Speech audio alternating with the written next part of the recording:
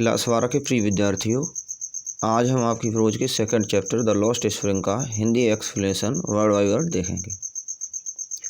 Explanation पर पहुंचने से पहले हम इसकी समरी को संक्षिप्त रूप से देखते हैं। इस पाठ की लेखक एनिस यंग हैं और इस पाठ में या इस लेसन में दो कहानियों का वर्णन किया गया है। एक कहानी उस समय की है जब पाकिस्तान से बांग्लादेश अलग हुआ था, ठीक, और उस समय काफ़ी शरणार्थी बांग्लादेश से निकल करके हमारे देश में बस गए आकर के थे या हमारे देश में प्रवेश कर लिया था और वो दिल्ली के पास एक सीमापुरी इलाका है, वहाँ पर आकर के बस गए थे।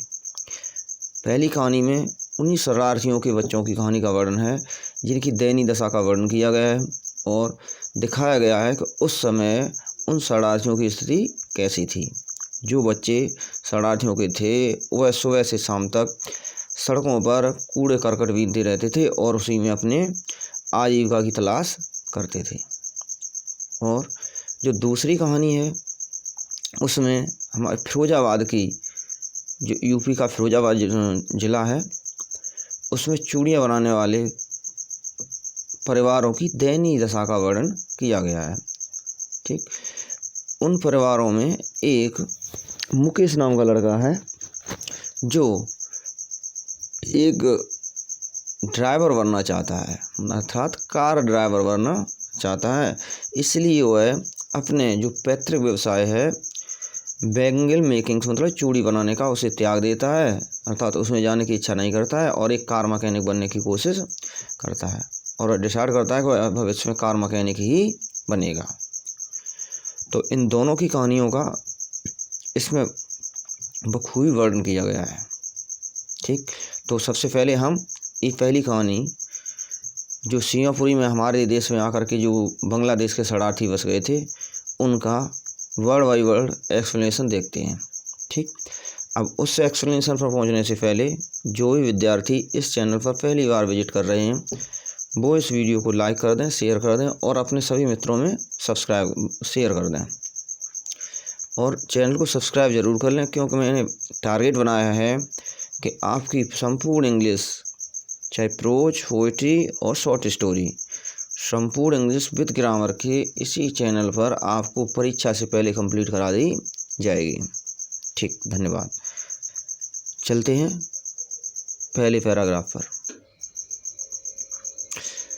सभी विद्यार्थी अपनी जो रीडर बुक है उसका पहला पैराग्राफ निकाल लें और हमारे साथ देखते जाएं। अब देखो, समटाइम्स वन होती कभी कभी आई फाइंड में, समटाइम्स कभी कभी आई फाइंड ए रूपी इन द गार्बेज। ये कौन कहता है?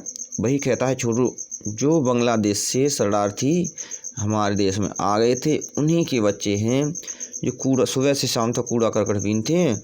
उन्हीं बच्चों में से एक बच्चा कहता है कि समटाइम्स वन होती कभी कभी आई फाइंड में प्राप्त कर लेता हूँ ए रुपी मन होती एक रुपया, इन द गार्बेज मन होती कूड़ा करकट में, अर्थात जो कूड़े करकट के ढेर हैं उनमें कभी कभी हम 1 रुपया प्राप्त कर लेते हैं, अर्थात 1 रुपया कभी कभी मुझे वहाँ पे मिल जाता है। भाई do you do this I ask साहेब। उस बच्चे का नाम क्या है? साहेब।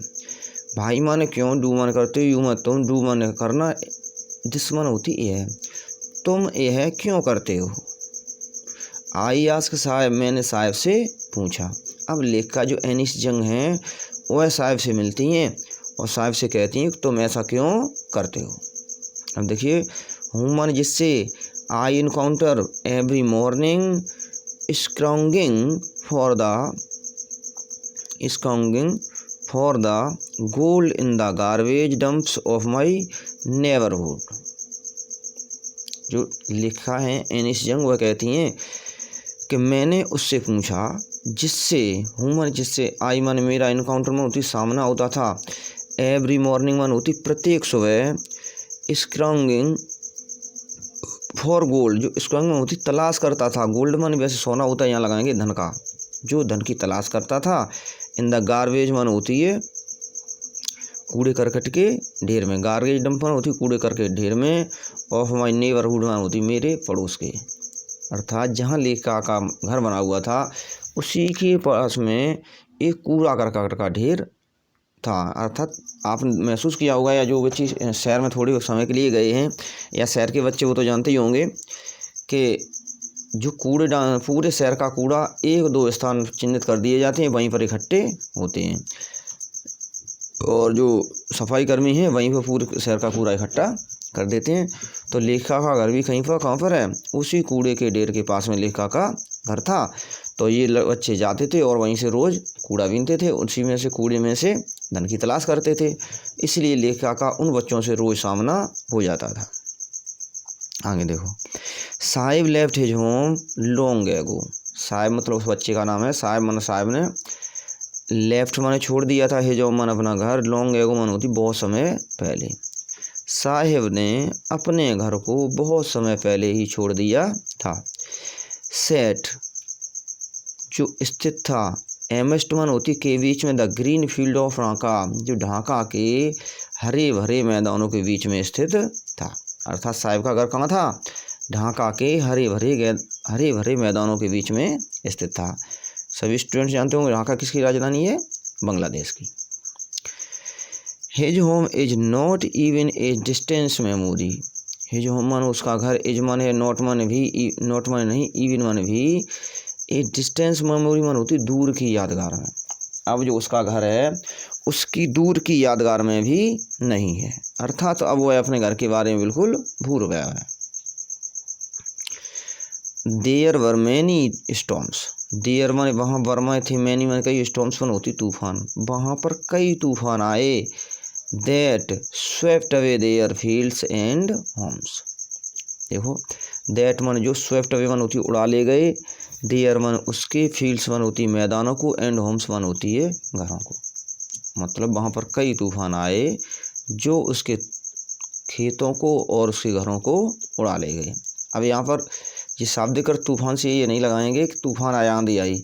तूफान किसके थे, वहाँ पर जो लड़ाई छिड़ी हुई थी पाकिस्तान और बांग्लादेश के बंटवारे की, तो उसी में से ये बेचारे वहाँ से उपद्रव था, मारकाट थी, ये तूफान थे। वहाँ से ये अपने घर छोड़ करके, अपना प्राण बचा करके हमारे देश में प्रवेश कर गए थे। तो वही तूफान थे, उनमें इनके घर और खेत चले गए। His mother tells him. His mother माने उसकी माँ, टेल्स माने बताती है, हिम माने होती है उसे, उस मतलब उस बच्चों की माँ उन्हें बताती है। दैट इज यही, दैट इज भाई यही कारण था, दे लेफ्ट वे छोड़ आए, लुकिंग माने होती है तलाश करने लगे, फॉर द गोल्ड माने होती है धन, इन द बिग माने होती बड़े, सिटी माने होती शहरों में, हियर माने जहाँ, ही नाउ लिव्स अब जहाँ, ही माने है, नाउ माने अब, लिव्स माने होती है रहते हैं।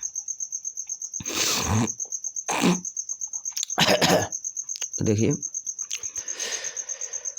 आई have nothing else to do, he muttered looking away. आगे देखो, आई माने में, हैव, नथिंग माने होती कुछ भी नहीं कर सकता, एल्स माने सिवाय, टू डू माने होती करना। उस साहिब ने कहा कि मैं इसके सिवाय कुछ नहीं कर सकता। ही मटर्ड वह बड़बड़ाया, लुकिंग अवे होती नीचे निगाह डालते हुए। साहिब नीचे निगाह डालते हुए बड़बड़ाया कि मैं इसके अलावा और कुछ नहीं कर सकते। लेकिन जो लेखिका एनिस जंग है उससे दोबारा पूछती है, गो टू स्कूल, स्कूल जाया करो। आई से ग्लिम्बली, आई माने में, से माने कहती हूँ, ग्लिम्बली, ग्लिम्बली कहते हैं चतुराई से।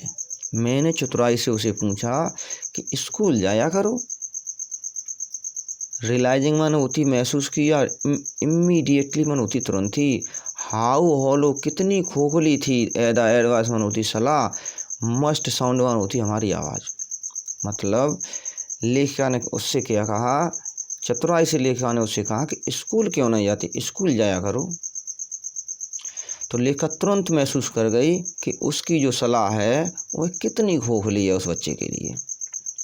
आगे देखो, there is no school in my neighbourhood. उस बच्चे ने कहा, किसने, साहिब ने, कि देयर माने वहाँ, इज माने है, नो माने कोई नहीं, स्कूल माने होती है स्कूल, इन माई नेबरहुड माने होती मेरे पड़ोस में, मेरे पड़ोस में कोई स्कूल नहीं है।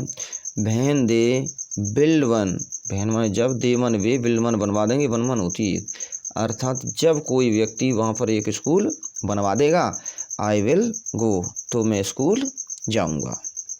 ठीक, तो एक पैराग्राफ हमारा यहाँ पर कंप्लीट हो जाता है। चलते हैं अब दूसरे पैराग्राफ पर। चलिए आगे देखो।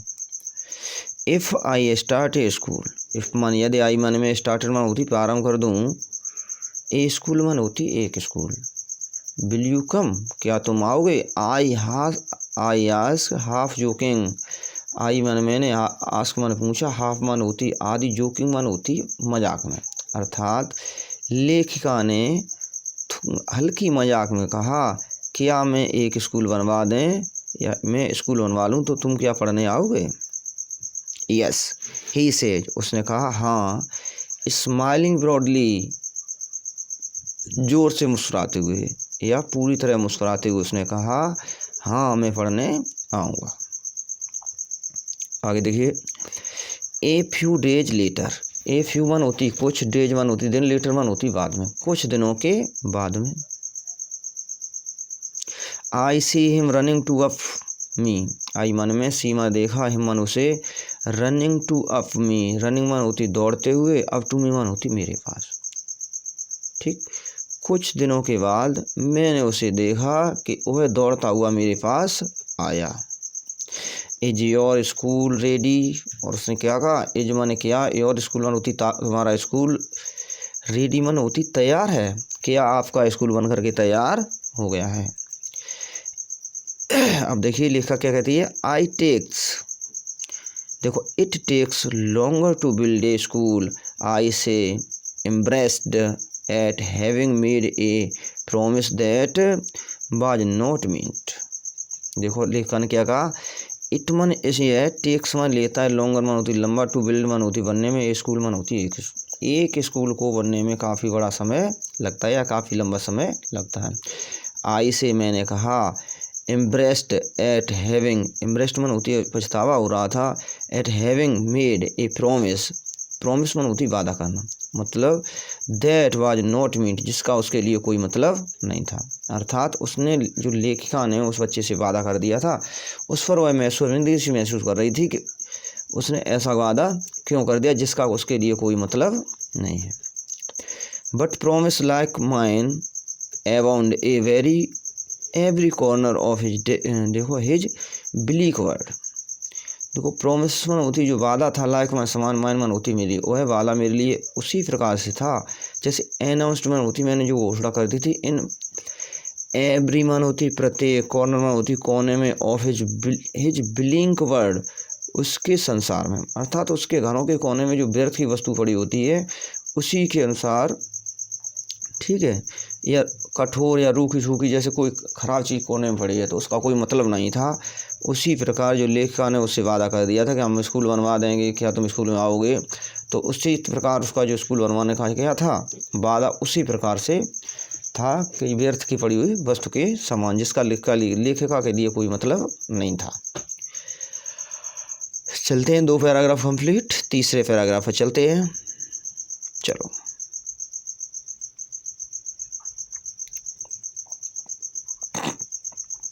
After months of knowing him, after मन होती बाद में, मंथ्स मन होती है महीने, और नोइंग मन होती है उसे जानने के, महीनों तक उसे जानने के बाद, आई आस्क हिज नेम, आई मन मैंने, आस्क मन पूछा, हिज नेम मन होती उसका नाम, महीनों तक उसे जानने के बाद लेखिका ने उससे उसका नाम पूछा। साहिब ए आलम, ही अनाउंसेस, ही मन उसने, अनाउंसेस मन होती घोषणा की अर्थात बताया, हिज नेम मन उसका नाम साहिब ए आलम है। ठीक, उस बच्चे का पूरा नाम क्या था, साहिब ए आलम, इसे याद रखेंगे। He does not know what it means, he मन वह, डज नॉट मन ही, नो मन जानता था, व्हाट मन क्या, इज मन इट्स मन, इट मन इसका, मीन्स मन होती मतलब, वह नहीं जानता था इसका क्या मतलब है। इफ मन यदि, ही न्यू इट्स मीनिंग, इफ मन यदि, ही मन वह, न्यू मन जानता होता, इट्स मन इसका मीनिंग मन होती अर्थ, यदि वह इसका अर्थ जानता होता, the Lord of universe, Lord मन होती है भगवान, ऑफ द यूनिवर्स मन होती पूरे संसार का मालिक। He would have a hard time believing it. He मन हुआ है, वुड हैव मतलब रखता है, हार्ड टाइम मन होती है मुश्किल से, बिलीव मन होती विश्वास करता, इट मन होती इस पर। तो उसे इस बात पर बहुत मुश्किल से विश्वास होता कि उसके नाम का अर्थ ये है।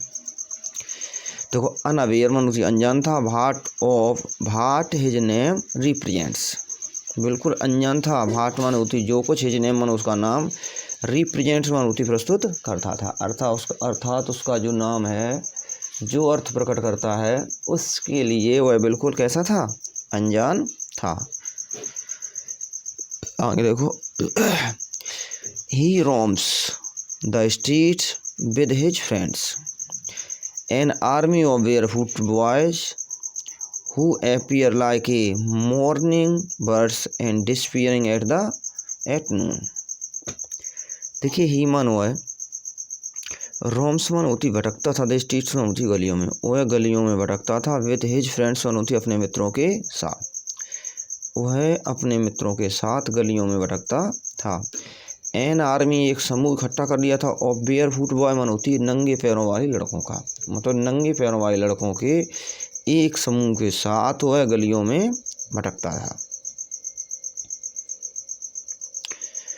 हु मन जो है फियर मन प्रकट हो जाते थे, लाइक मन समान, द मॉर्निंग बर्ड्स में होती सुबह की चिड़ियाँ, जैसी सुबह होती थी, सुबह चिड़ियाँ चहचहाती हैं, उसी प्रकार से ये सभी बच्चे उस कूड़े के ढेर पर इकट्ठे हो जाते थे। एंड डिसअपियरिंग एट द नून, और जैसे ही दोपहर होती थी और वो चिड़ियाँ जैसे चहचहाना बंद कर देती हैं, उसी प्रकार से ये बच्चे भी बिल्कुल पूरी तरह से गायब हो जाते थे, अर्थात कूड़ा करकट बीन करके अपने घरों के लिए चले जाते थे। ओवर द मंथ्स, मतलब महीनों बाद, I have come to recognise each of them, आज मन में हैव कम टू रिकोगनाइज मतलब पहचान चुकी थी, ईच ऑफ देम मन होती उनमें से प्रत्येक को। कई महीनों के बाद लेखिका कहती है कि मैं उनमें से प्रत्येक बच्चे को पहचान चुकी थी, अर्थात लेखिका का पहचान जो है प्रत्येक बच्चे से जान पहचान हो गई थी, लेखिका सबको पहचानने लगी थी। Why are not you wearing chappals, I ask one. लेखिका क्या कहती है, भाई माने क्यों, आर माने नॉट माने यू में तुम, बियरिंग मन होती पहने हुए, चप्पल्स मन होती चप्पल, तुम चप्पल क्यों नहीं पहने हुए हो, आई मन मैंने, आस्क मन पूछा, वन मन होती है एक से। लेखिका ने एक लड़के से पूछा कि तुम चप्पल क्यों नहीं पहने हुए, चप्पल पहनो। आगे देखिए, तो वो बच्चा क्या बताता है, my mother did not bring them down from the self. देखो माई मदर मान होती मेरी माँ, डिड नॉट मान नहीं, ब्रिंग माने लाती है, देम मान उनको, डाउन मान नीचे, फ्रॉम द सेल्फ मान होती है जैसे अलमारी कहते हैं या ऊपर रखी हुई वस्तु, जैसे सेल्फ का शाब्दिक अर्थ होता है स्टॉल। मेरी माँ उसे स्टॉल से नीचे नहीं उतारती हैं। ही आंसर स्वयं उत्तर देता है, सिंपली मान होती साधारण तौर पर, वह साधारण तरीके से उत्तर देता है कि उसकी जो माँ है उसे स्टॉल से नीचे नहीं उतारती है। इस प्रकार तीन पैराग्राफ हमारे सभी कंप्लीट हो गए हैं। ठीक, चौथे पैराग्राफ पर चलने से पहले सभी स्टूडेंट्स इस वीडियो को लाइक कर दें और अपने सभी मित्रों में शेयर कर दें। जो विद्यार्थी नए इस चैनल से जुड़ रहे हैं वो इस चैनल को सब्सक्राइब कर लें। अब चलते हैं पैराग्राफ 4 पर। चलो,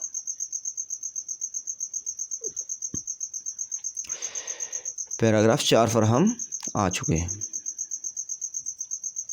इसे सेट कर लिया है। चलो ठीक, इवन इफ, आगे देखिए, even if she did will throw, देखो even if she did he will throw them off, add another who is wearing shoes that do not match.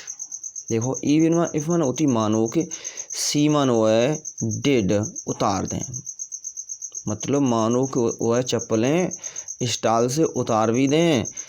He will throw them off, वह इन्हें फेंक देगा।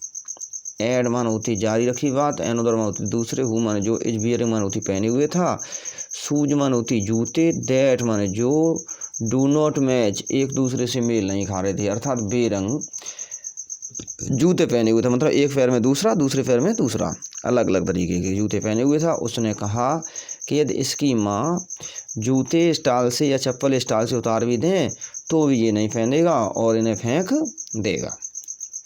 बहन माँ जब आई कमेंटेड ऑन, मैंने टिप्पणी की, he shuffles his feet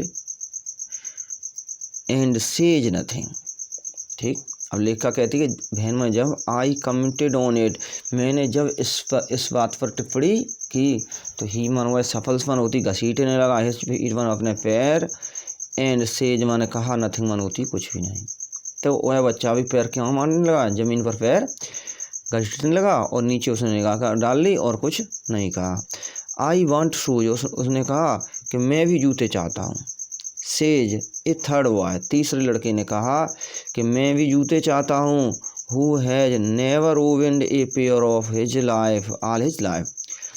who माने जिसने, हैज नेवर माने होती कभी नहीं, ओवेंड माने होती स्वयं के, ए पेयर माने एक जोड़ा, ऑल हिज लाइफ माने होती अपने संपूर्ण जीवन में। उसने अपने संपूर्ण जीवन में कभी भी एक जोड़ी जूते नहीं पहने थे। उस तीसरे लड़के ने भी कहा कि मैं भी जूते चाहता हूँ। ट्रैवलिंग अक्रॉस द कंट्री, जो ट्रैवलिंग मन होती यात्रा करते थे, अक्रॉस द कंट्री में होती पूरे शहर में, जो पूरे शहर में यात्रा करते थे।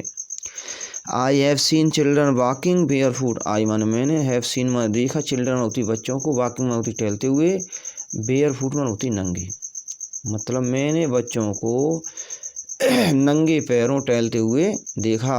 इन द सिटीज मन होती शहरों में, ऑन द विलेज रोड्स मन होती गाँव की सड़कों पर, गांव की सड़कों पर और शहरों में मैंने बच्चों को नंगे पैरों टहलते हुए देखा। इट इज नॉट ओनली, देखो it is not lack of money, it मन यह यजमान होता है, नॉट मन नहीं, लैक मन होती कमी, ऑफ मनी मन होती धन।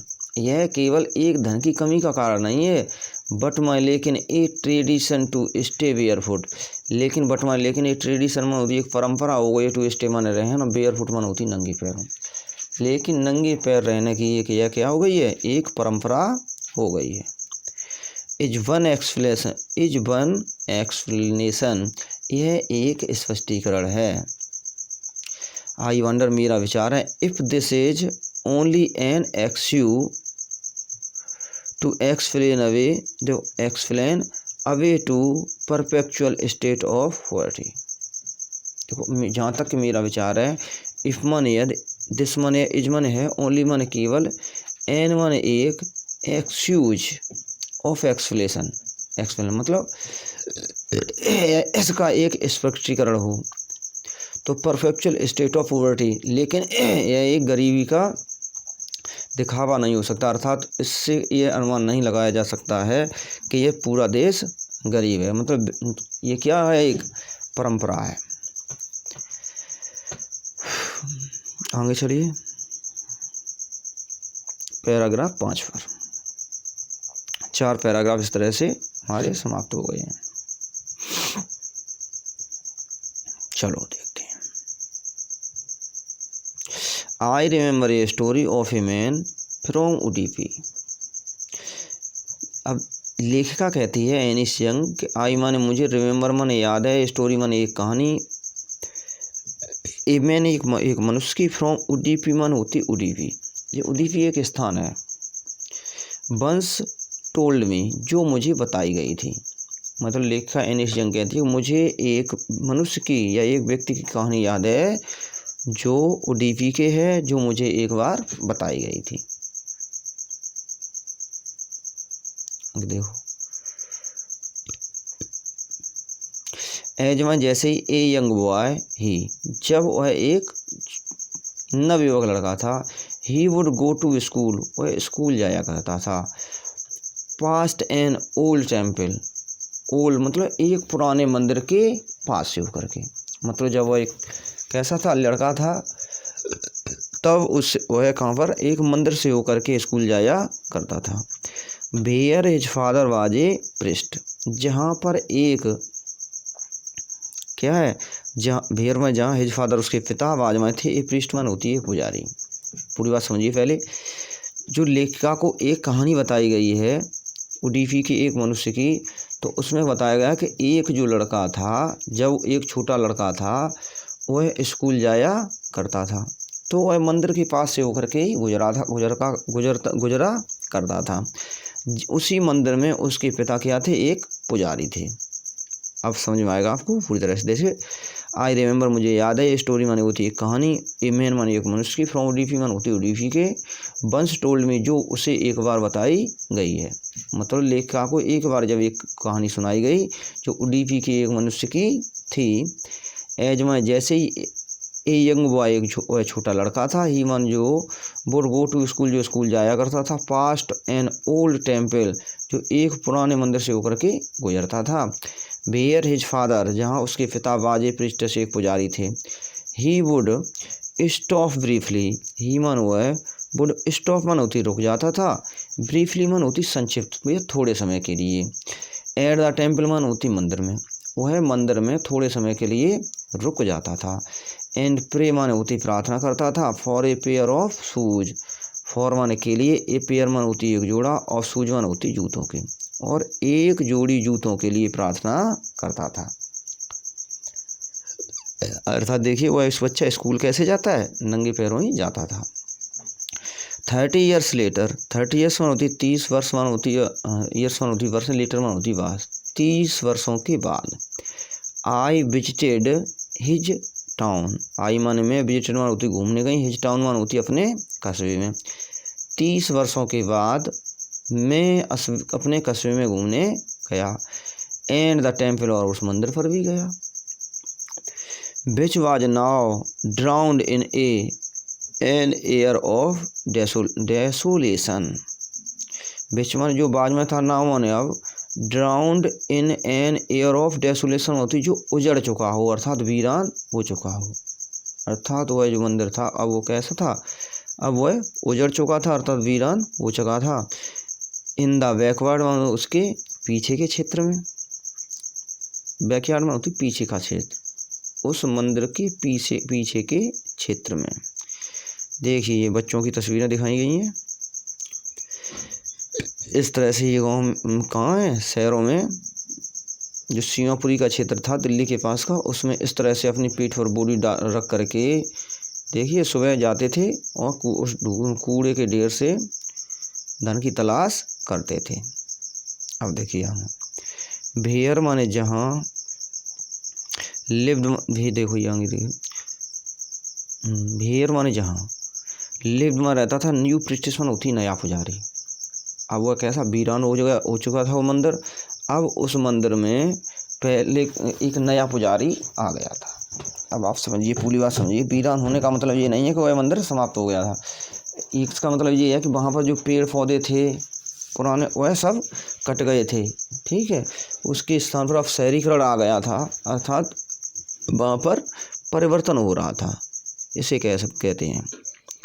तो बेयर में जहाँ लिव्ड में रहता था, द न्यू प्रीस्टिस में होती नया पुजारी, there were red and white plastic chairs, और उसी पीछे वाले क्षेत्र में जहाँ पुजारी रहता था, देयर में वहाँ बर्मा थी, रेड वन होती लाल, एंड वाइट वन सफ़ेद, प्लास्टिक चेयर्स में होती प्लास्टिक की कुर्सियाँ, वहाँ पर सफ़ेद और लाल प्लास्टिक की कुर्सियाँ पड़ी हुई थीं।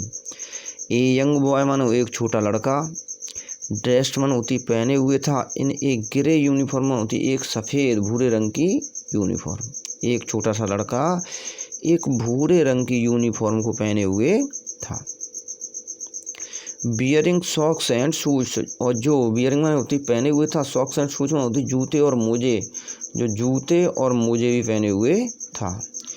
अराइव्ड मन होती आ पहुँचा, पेंटिंग मन होती पटक दिया, एंड थ्रू मन होती फेंक दिया, हिज मन अपना स्कूल बैग मन होती स्कूल बैग को, ऑन द फोल्डिंग बेड्स मन होती है घरी होने वाली खाट पर या चारपाई जैसे कहती है। फोल्डिंग बेड सभी के घरों में होगी लगभग, जिसमें लोहे के पाइप लगे होते हैं, उनसे चारपाई को इकट्ठा कर, फोल्डिंग मतलब घरी करके एक थोड़े कोने में टिका दो, और जब उसे ज़रूरत पड़े तब फिर बिछा करके उस पर लेट जाओ, उसे कहते हैं फोल्डिंग बेड।